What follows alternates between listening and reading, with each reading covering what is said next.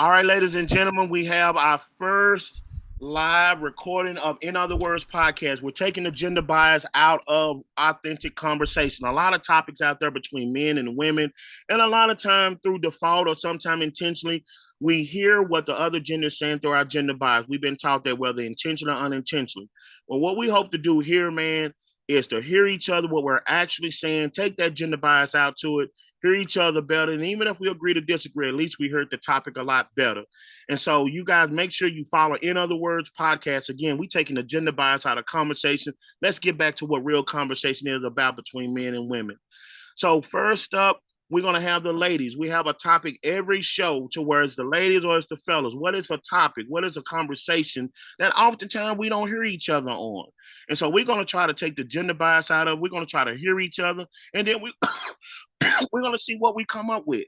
Whether that's a solution, do we still agree to disagree? Let's just see. So make sure that y'all join us and follow us on social media all over. We'll have that information posted. So we're glad to have you as an audience. What we'll do right now, I'll quickly go around. We have my boy Carlos. Carlos, you want to shout out to the people? Hey, what's going on, world? Nice to meet you. All right. Carlos a little bit laid back, but he got the Cowboy fan on. You know we always hype. Now we're going to look at Miss Kenya. Shout out to the people representing the females on the podcast. Hello, hello. All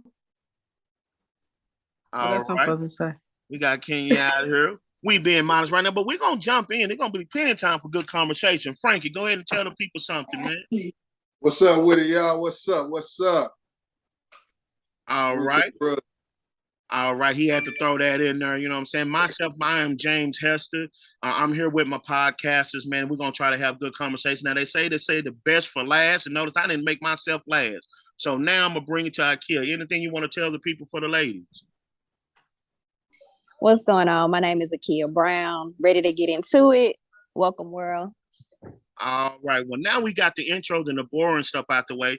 Man, we're going to give the floor to the ladies, man. We think we have a topic, man, that's often misunderstood. So we're just going to jump in this thing. Ladies, what y'all have for us?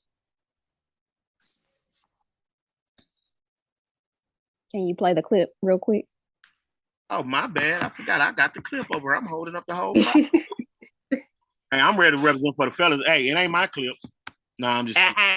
Here we go. We're gonna play the clip. Because we can start off 2023 any way we want. So why would we start it off with lies? I was told that I'm what's wrong with the Black community because I support single motherhood, promote single motherhood. And as a single mother, I'd like to explain. Single motherhood is hard. You have to sacrifice your finances, your time, your energy, and everything else for your children. And if you don't have a partner, it feels like an impossible task. I was married when I had my child. So as someone who was also married, I'd like to be the first to say that marriage is also hard. Personally, I found that I was a better mother when I was no longer a wife. Wives are crying out and saying that they feel single. They feel like single people when their husbands won't give them what they need emotionally, or when they're running out doing God knows what with God knows who. And they feel like single mothers because they don't have help with childcare. They do not have help with household chores. And because Americans average about $50,000 a year, they still have to help with the finances. So when it comes down to what I promote doing whatever works best for you and your life. There are people in this world that know that they cannot be there for somebody emotionally, mentally, financially, yet we find that these same people are attaching themselves to other people. Personally, I will never promote just being married, but I will promote being in a happy, healthy, stable environment. And if you have kids, putting them in a happy, healthy, and stable environment. And unfortunately, just being married doesn't guarantee you'll have that. Being married doesn't ensure that you won't feel like a single woman or a single mother. Being married doesn't ensure that you won't be abused mentally or physically. Being married doesn't ensure that you'll have financial freedom. But what does ensure some of these things, whether you're single or married, is if you are stable mentally, financially, emotionally. If we lived in a world where the majority of people were happy, healthy, stable, financially, mentally, emotionally, then of course marriage would be key. But if marriage was so great in our present state, divorce rates wouldn't be so high. So get married to somebody stable, mentally, emotionally, physically, financially. But if you are looking around you and you don't see that, I would say, don't get fucking married. A child doesn't need to be around just two people, any two people. A child needs to be around somebody stable, somebody that's able to provide them with love, care, compassion, respect, shelter, food, clothes, and all the other things children need. And sometimes one person does that better than two. Unfortunately, as far as what's wrong with the Black community, we're too worried about everybody else's community, and they can't even worry about us because they're too busy building. So if we're not going to have a conversation on how we can come together and love each other, uplift each other, build each other up, grow, and provide our children with a happy, healthy, and stable environment, then every other conversation is irrelevant. Alrighty then. Okay. Well, we just gonna jump into it, ladies. Be gentle, be easy, but go ahead and take out. I personally don't think that she was saying be a single parent. That's not what I got from it. I felt like she was saying she would rather it be a healthy relationship than just being in a marriage just to say you're married and raise your kids when you're miserable. That's what I got. So you don't have to be married to be a good parent. You could be a single parent and be happy and co-parent in a good way versus being two people in a household that's arguing and cussing and stressed out because kids see that. So that's what I got from her message. And I agree with you. I got the exact same thing. Speaking personally, I've been a single mother. I've been married twice. And I mean, I can honestly say happy, healthy, and stable is all that I want for my children, all that I want for myself. So to be honest with you, if this marriage does not provide that, I'm okay with being a single mother again. I'm okay with that because I did it before. I did it well. I know how to co-parent extremely well. I'm probably one of the best co-parents out there because it's all about the kids at the end of the day. And I understand that, but I agree 100%. Not saying that you have to be married. If that's what you choose, fine. But like she said, make sure that it's healthy. I'm a very big advocate of healthy relationships. And if it's not healthy, then you don't need to be in it. And your kids don't need to see anything that's unhealthy because that does nothing but lead to trauma that gets passed down to generation. And that's what we're currently faced with in the Black community. So I agree with what she's saying 100%. Okay. Well, the ladies have spoken. As you can see, the topic's on the table. Being a single mother, single parent. There are pros and cons to it. Where does marriage come into play?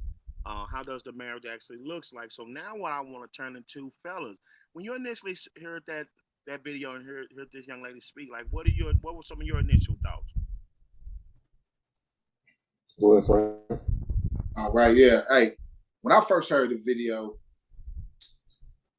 I think she was singling out the institution of marriage. I think that was the whole topic. How society is mob mentality. Feel what I'm saying? And what mob mentality is, probably she got sick of everybody saying, well, you need to get married, you got to get married. And I think that's what she was referencing to, like, okay, most people that get married end up in divorce and end up, parenting their kids single anyway. So don't just make people rush into marriage because of the children. And the single mother thing, I think that only applies because that's what she is. I'm pretty sure if a man came out and said the same speech, they'd be like, single father, it'll go just like that. I think she's just saying basically like, you don't have to be married just to give the kid what they need. As long as it's a good, healthy co-parenting relationship, and other key words you struck on, sometimes it's not going to be that.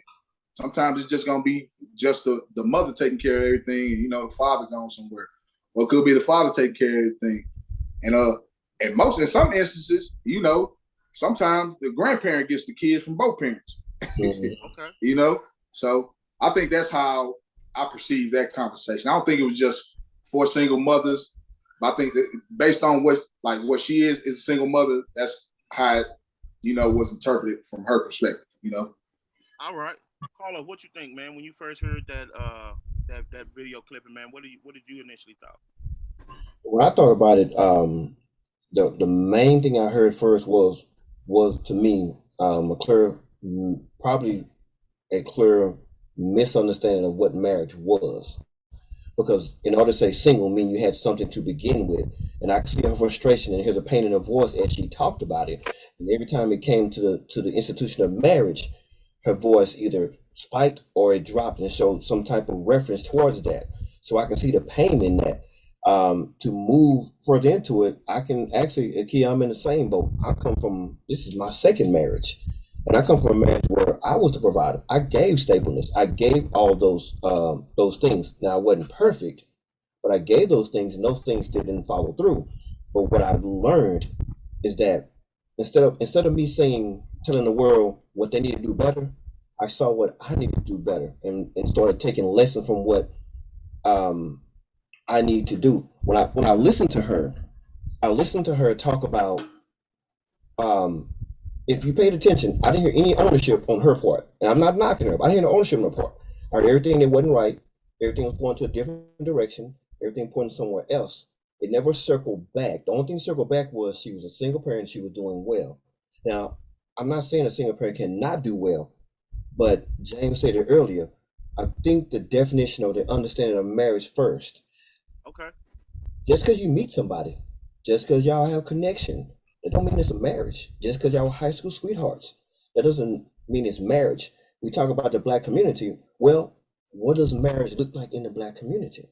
So how can I give you an example, or how can you say what your example of marriage is when the definition wasn't there? Like with me, my dad took care of the family.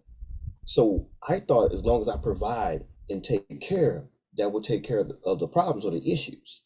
Okay. So as we move forward, then that would just kind of hit me like that. So that was a rough cross the top. I'm glad I heard it again in its entirety again because, again, I'm not saying she's wrong. She's entitled to her feelings, and I do agree with some of the things she was saying.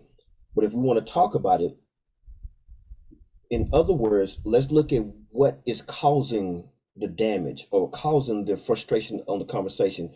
Let's talk about that piece, not her being single. Let's talk about what moved her to be single. That's my opinion. All right.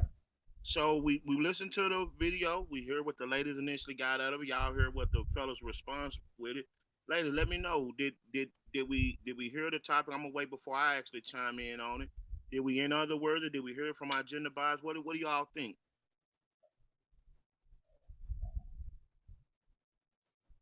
I think one of the key things, because she mentioned something that I hear a lot because I am a relationship coach and I do work with people that are in marriages and relationships. Um, but the piece that she said about married women feeling single, Hmm. I'm not gonna lie, I'm there. I do everything. I work, I take care of the house. Not to down my husband. I love my husband, but he provides financially. But that's it. That's it. Like when it comes to the kids, they come to me. When they get sick, I'm the one that had to take off work. I'm the one that cooked, that cleaned. So I get exactly what she's saying. And that's why I took this to heart because I'm in her shoes. I get it. And I think the biggest misconception is, like Carlos said, your dad provided, and that's awesome. But I think a lot of men, they take providing financially as providing as a whole, and that's not all that comes with it. It's a lot more that goes into it. And I think if, men just helped out a little bit more around the house, that would really help women out. I'm not saying you got to cook dinner every night. I cook every day, breakfast, lunch, dinner. I work from home. But if you take 2 days and wash the dishes or wash a load of clothes, it's those little things that go a long way for women. And I think that's where the frustration lies, because that's where we say we don't have the help. We're not talking about financially. It's the little things around the house and the tending to the kids that we just feel overwhelmed with. Mm. Right. So that's the biggest takeaway that I got from that. Granted, all the other stuff she said it hit close to home too, but that was the biggest thing for me. Okay. So I think we can agree this is a great topic for what we do here. In other words, how do we take the gender bias out of it? Because a lot of time when we speak, there's a sense of truth in it, right? Because Yeah. that's how we're actually feeling. But as you can see right here, there's a fork in the road. You have what women see from their perspective. You also see what men speak from their perspective. So now we kind of let's re approach it and try our best to take the gender bias out of it. And the lady said something that was very important. I think from the video, I think the young lady spoke. I always say there's A through L, the beginning, and that's going to determine M through Z, the after effect, right? So with her, evidently this young lady has already been married, whatnot, and she's speaking from her perspective, right? The reality of it is, though, everyone is looking at this, and so that's where you get into your gender bias. As Akil said, if I resonate to that, that's all I actually hear.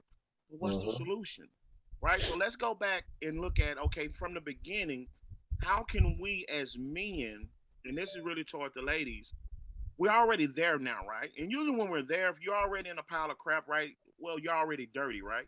When we want to take the approach, how do we not get there, right? Because I feel, to me, and I'll let the ladies chime in, who are you with? Did you vet the person? If you decide to have a child with someone, that's for the rest of your life. That's an important topic. Do we take that time, or do we stay in the honeymoon phase and things of that sort? When problems arise, do both want to work at it, right? No one's perfect. So there's a lot of things that I think from a reactive standpoint, how can we be proactive and not find ourselves here?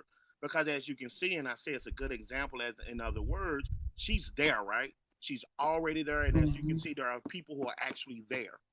Well, sometimes, unfortunately, it is too late because in society, it's easy to throw people away like material things, right? Get the divorce and start over. And sometimes it's cause.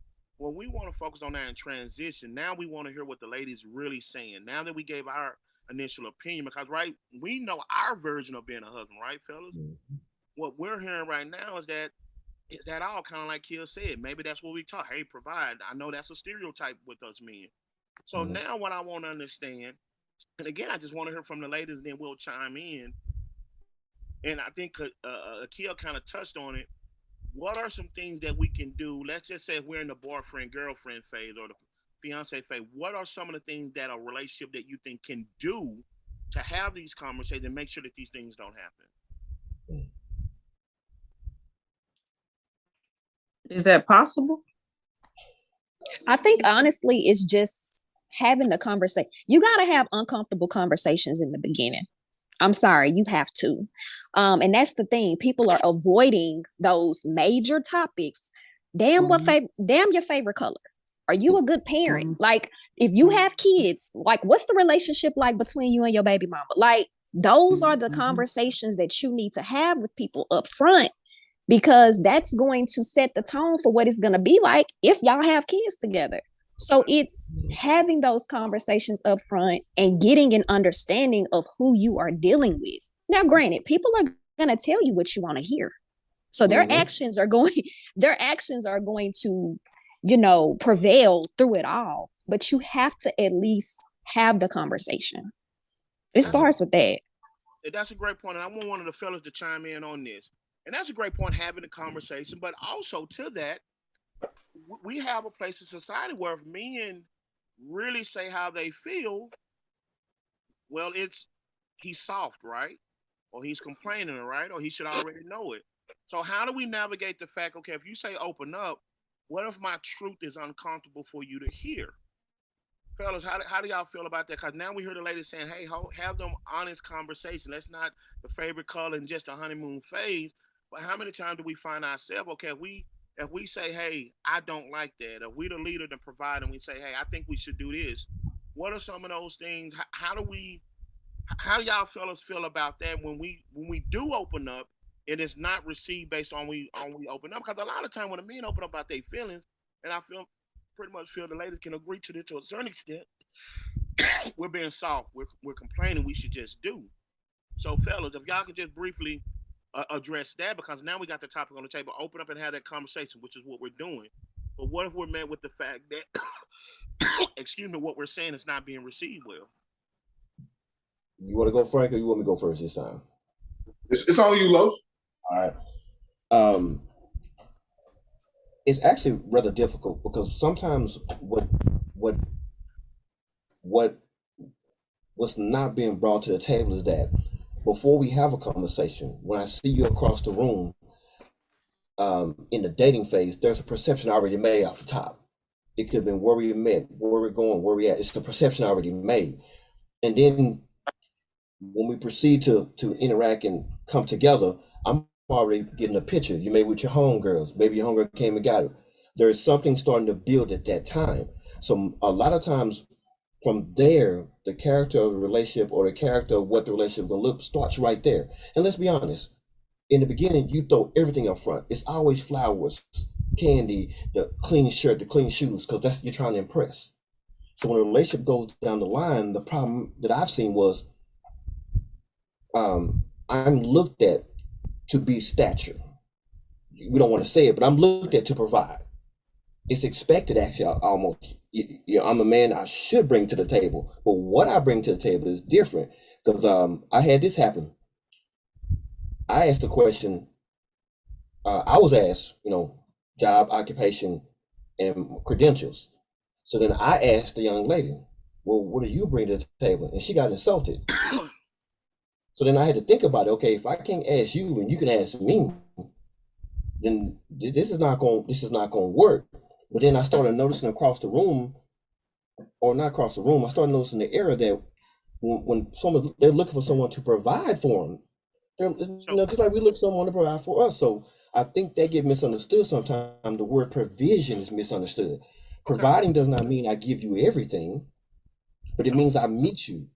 Go ahead. I Go think ahead, that's said James. in other words, and I have a question to Kenya. So what we're saying initially, kids say, hey, we should have those real, authentic conversations, right? Unabashed. We're not worried about feelings and emotion. But the fellas are Mm-hmm. saying, well, a lot of times that can be misleading because if we open up and we say something that's wrong, it can be taken the wrong way. Now we're in a different thing, and also there are a lot of times where the initial conversation is finances, finances, finances. So if we put all our eggs in that one basket, we ain't looking up and thinking about those other things that Akil said. So, Kenya, what do you think about that? Do you think that that's a realistic Mm-hmm. thing? That hey, is there too much pressure, for lack of a better term, put on the financial things? That of course we know we all need that to live, right? That Mm-hmm. once we get so busy with that, and that's such a big expectation, I didn't think about that other stuff because there are times. Let's be real. There are times when the finances are there. Finance can make them other conversations kind of be put on the back burner. What do you think about that, Kenya? I honestly feel like I don't. Do y'all have those conversations in the beginning about finances? Because I don't think I do. Okay. I don't think like in the beginning of dating or the beginning of meeting people, I try to enjoy them in the Mm-hmm. beginning. I don't get into because I might not even like your personality before we even get the finances, or we might your energy might be off. So it's like it's. I guess I don't have them conversations So from the jump. Yeah, I I'm, don't I don't I'm have kind of, necessarily the financial. I'm sorry, Frank. My bad. Go ahead. no, it's all cool, Key. I'm kind of with Kenya. You know, as the old folks used to say, in that courting phase, y'all just smitten with each other right then. I think Mm-hmm. as it gets further down the line, closer to if you are pursuing marriage or if you want to make something long term, those when those conversations come in, and Yeah. that's the ground floor. So instead of because at that stage, I mean, you can't kind of to piggyback off a kid, you can't. I wouldn't ask per se, are you a good parent? Because like I said, we at the ground floor. So this is both of y'all before y'all have probably our first kid. You got to see if you think he can mature or she can mature into a good parent, or you're gonna look at like the person's family values when you first bring you home to meet his mama and y'all at the first dinner or you take him home to meet your family. How does her family react and how to make these fits? Is it possible to bring a child in the world? Now, granted, most people ain't gonna have this. It's already gonna happen, and bam, it's a kid. Like damn, a one night stand or a fling, and like, well, we gotta figure something out now. You know what I'm okay. saying?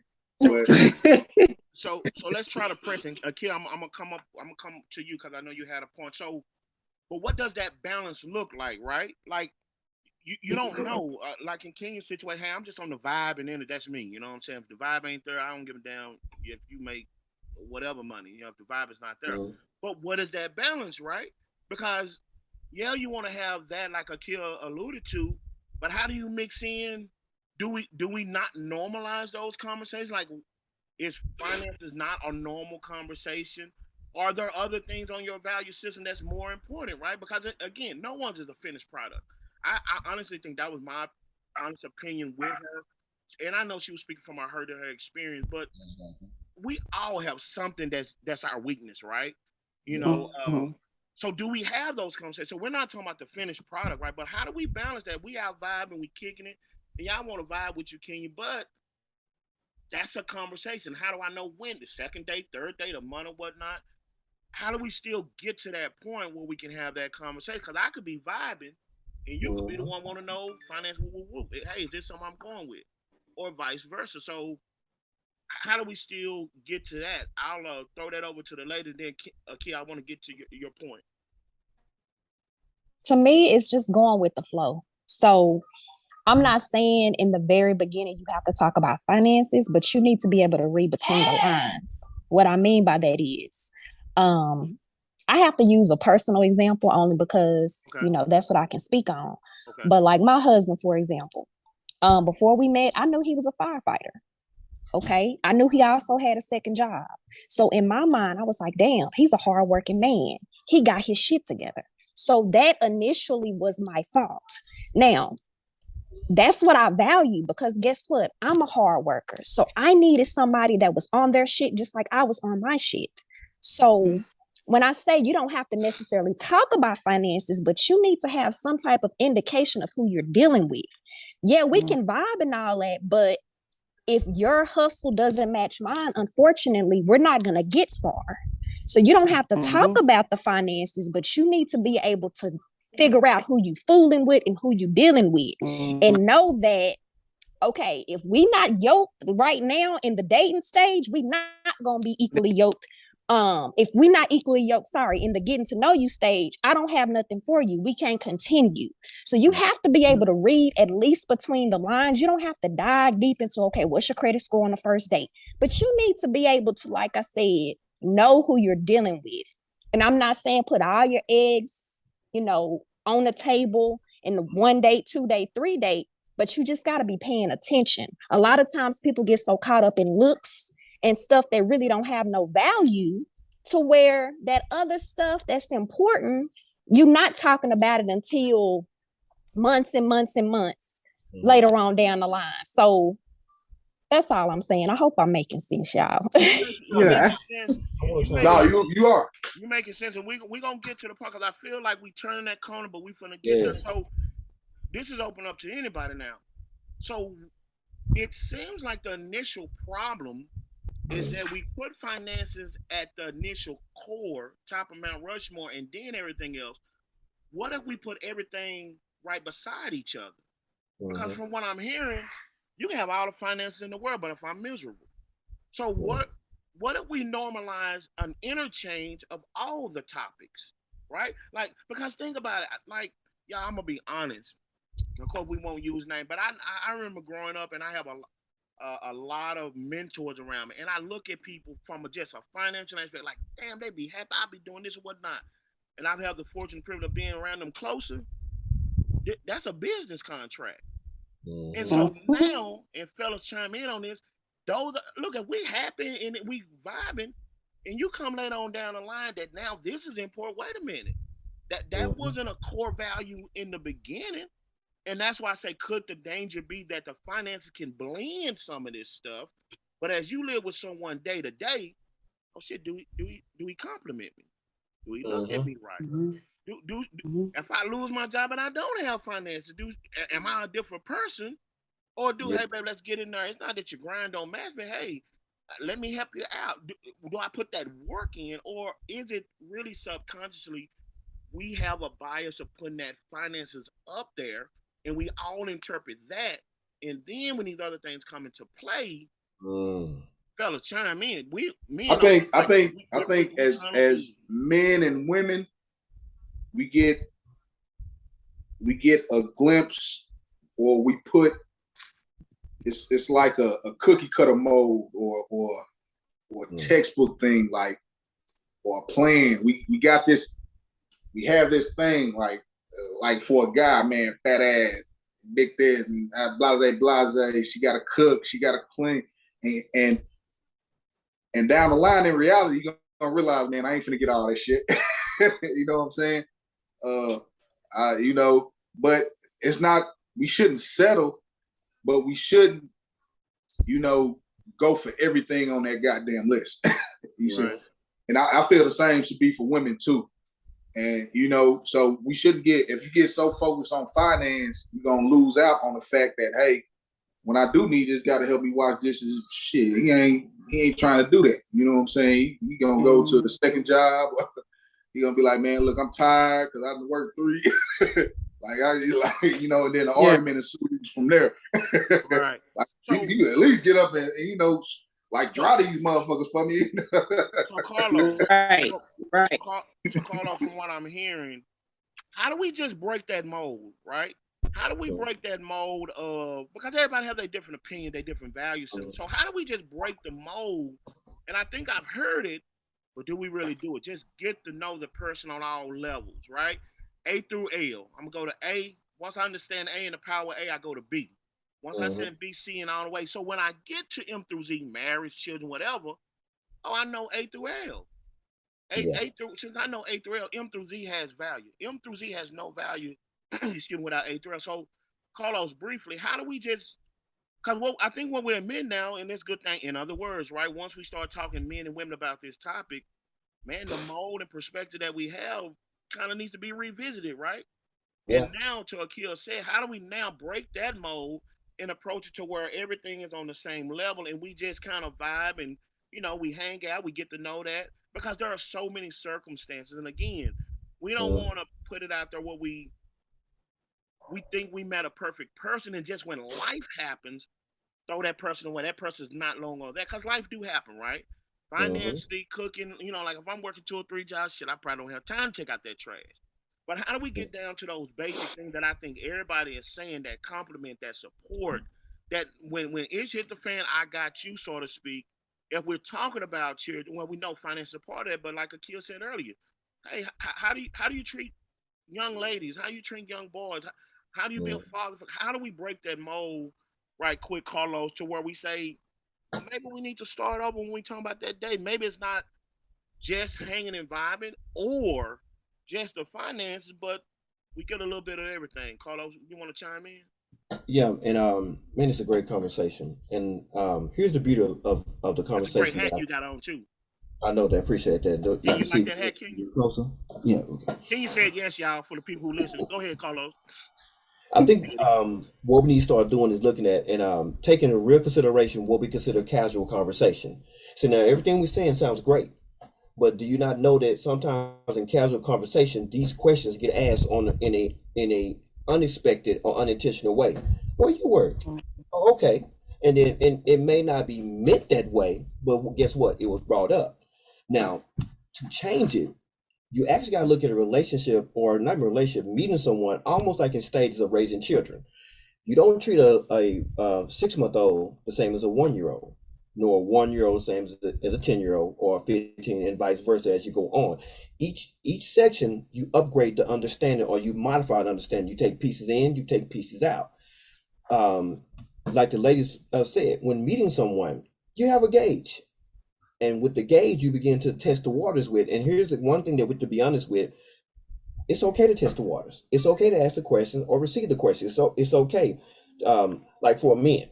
Now I don't know if the fellas got this, but the word no, I heard it 1,000 times. It never stopped me, but it did let me understand that, you know what, I might get told no. So let me adjust how I'm thinking and what I'm saying. So in this situation, when dealing with this type of conversation, is you have to approach it in a way to say, you know what, I'm open. But then again, if I see a red flag, it's okay to call it a red flag and let that person know I think it's a red flag, not condemning them on the flag, just saying to me this is what it looks like, which gives them the opportunity to either explain or go on their way. And with that small piece, I think that would change the perspective of how we have a lot of conversations. Because in fact, the way we got here with these type of opportunities, where we grow understanding and we open the door for the opportunity, and now look, we're having a conversation. That's a great point, Carlos. And Akil, I was joking with you earlier, and like I said, when we put this podcast together, we want an authentic conversation, right? But we also want people, if they have experience or they have Mhm. expertise in certain fields, then why not? I think that's some of the problem too when we see a flag or whatever. And I don't like that term red flag, but I digress. We we could just easily go get the help initially instead of just throwing it away or trying to self medicate. Right? Let's be real. Akil says she got the credential. I know I don't. I'm a life coach, but I don't have her expertise. So there goes another option. So Akil, now that we kind of turn that corner, right? When we see these things, if we go into the base of America, right? When you're talking about kids, you're either together long term, right, or you're thinking about marriage, right? I hope there ain't nobody Mhm. out here just, yeah, okay, um, yeah, that's scary. Um, but Yeah. okay, the flag is there, the thing is there. We at the impasse. How do we change that mindset to go get the help? Because we forget we are the helpmate to each other first, right? Mhm. We are to better each other first. And like me, I got a weakness, right? Mhm. I probably dated Akil to because I see she's strong in that. Help me with that. You know what I mean? Don't define that with me. Call it out. But how do we Akil now that we at the precipice of that's what that is? I guess what I'm saying, how do we turn to other options to get help or what have you to see and give that time? Just like if you go to a doctor, that doctor gonna give you a game plan. It ain't gonna fix you when you walk out that hospital. But how do we buy into the help and follow that game plan and strategy and look on the other outside? Maybe we can fix it. Maybe I have to put a little bit more, just like if your little one gets sick. I'm gonna have to do a little bit more because they sick, right?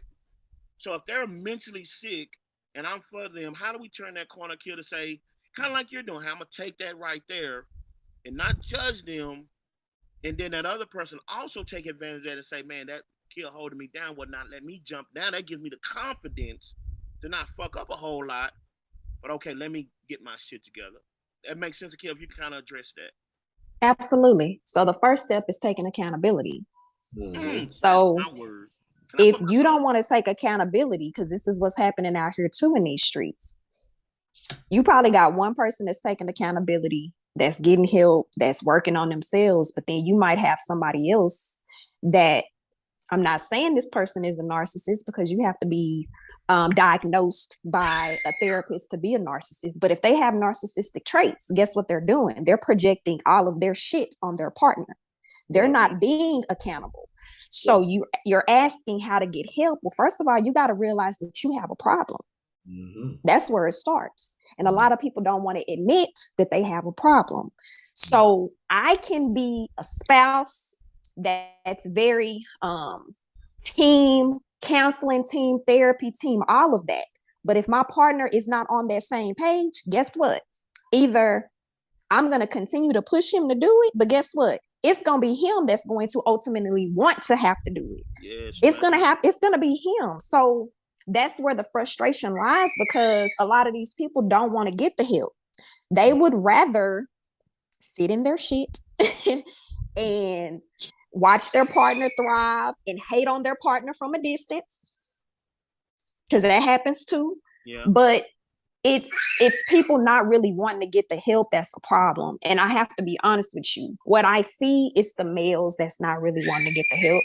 Yeah. I'm not going to sit up here and sugarcoat it. So in my opinion, fellas need to put their pride to the side, put their egos to the side, and say, you know what? I do need to get some help. I need some therapy. I need some coaching. I need something. Sorry for my baby hollering in the background, but that's how we can get it. That's how we can be on one accord, is everybody admitting, hey, we need to fix this together. Let's do some marriage counseling. I'm there with you.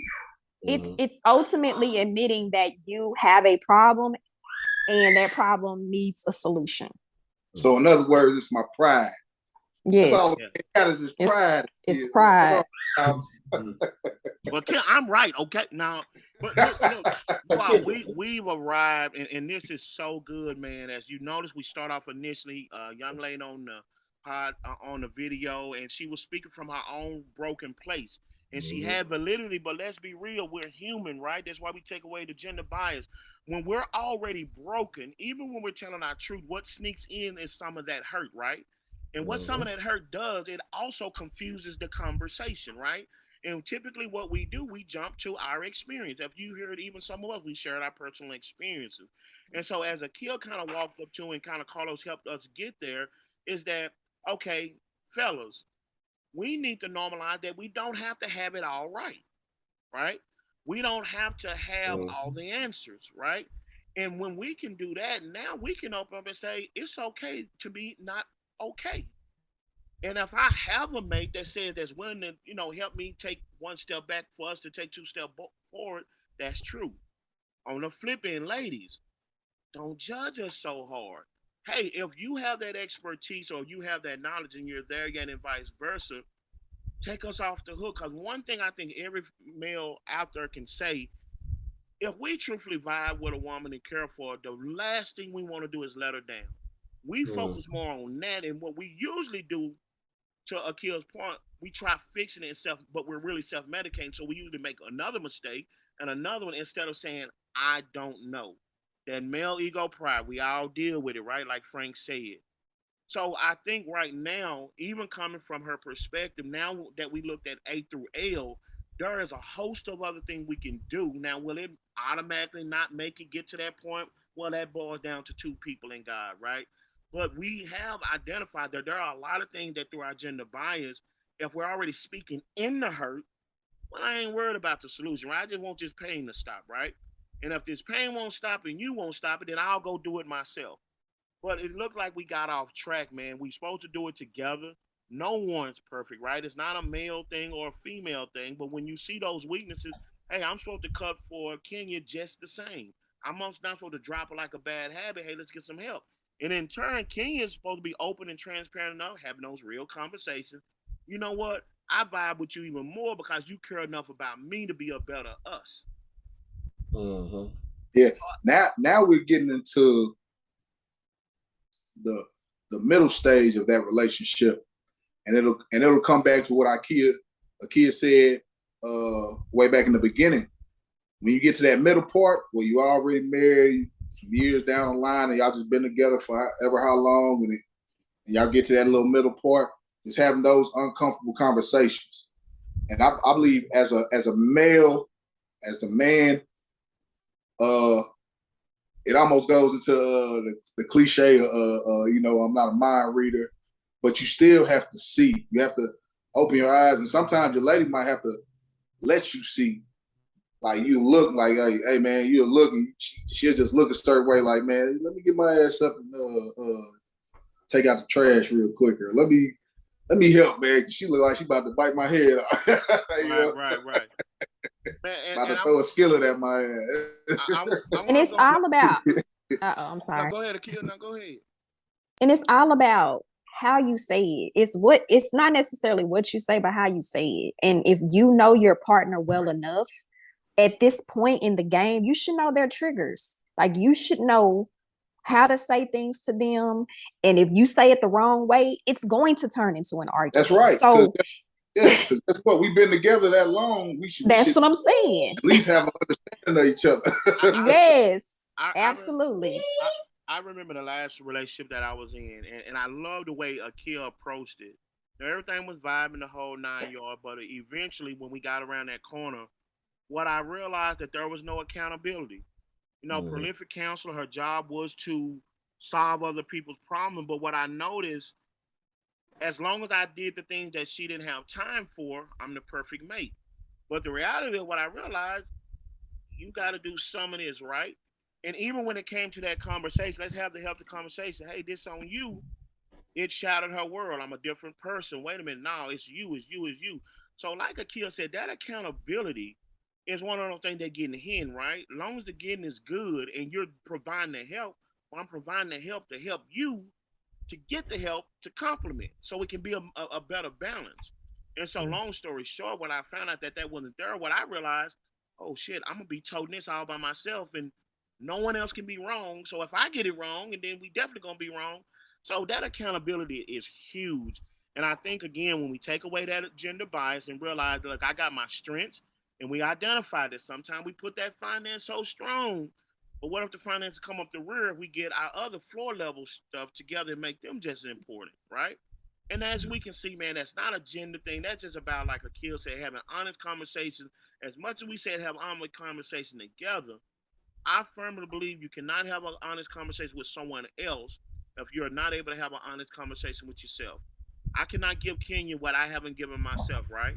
And it's unfair to her. We can talk about cheating and all that stuff, but it's unfair to Kenya to try to give her somebody that I haven't learned myself, right? Because Mm-hmm. she has that expectation. Like Akil said, I'm willing, I'm ready, but if I never be honest with myself, I'm gonna project it on someone else. You guys, look, I'm glad that you guys would chime in. We'll try to address as many questions you have. As you can see, man, we taking the gender bias out of conversation. As we can see, another conversation in this case, we got a better understanding how we approach it. We didn't just jump through M through Z. We went back to the beginning, and sometime in the beginning, we have to take a hard look at ourselves. And as we take a hard look at ourselves, then we can give that other gender more truthfulness. And as you can see, man, if you got a good man or got a good woman, sometimes they even want to help. Sometimes they're willing to take that step back to take two steps forward. But what are you gonna bring to the table, fellas? Sometimes we got to swallow that ego, right? We know what the world say. We all got it, and we got to do it. But we ain't talking about finance. These two ladies, I'm pretty sure other ladies out there said, "Hey, now it's some other things." So we're gonna start approaching with everything on the table. And guess what? If we got somebody that's good with us, that's willing to go through the trial and find help us, then guess what? Hopefully that cuts down on the error to where we get to, like the young lady said, where we telling the when we angry now, and guess what? Sometimes we got to get out of it or just, throw our hands up. Or we speak through our hurt, and then that clouds the conversation that we should be having. So I think this was a good session, you guys. I appreciate Frank. I appreciate Carlos, Kenya. I appreciate Akil. We had a great conversation, you guys. Again, this is what we do. And in other words, how do we make sure that we're hearing what the other gender is saying and not putting our words on it from the gender that we are, so we can take the gender bias out of authentic conversation. We're gonna sign off now, but we're gonna be back with another topic. It's the fellas time up, fellas. We always right. Now let me take that back. We just decided that we're not right. But we're gonna have a topic on the table where, look, ladies, y'all don't understand us. Y'all hear through y'all emotions sometimes. So can y'all please let us do what y'all said and have an authentic conversation? We're gonna sign off right now. At this point in time, y'all, I'm gonna stop the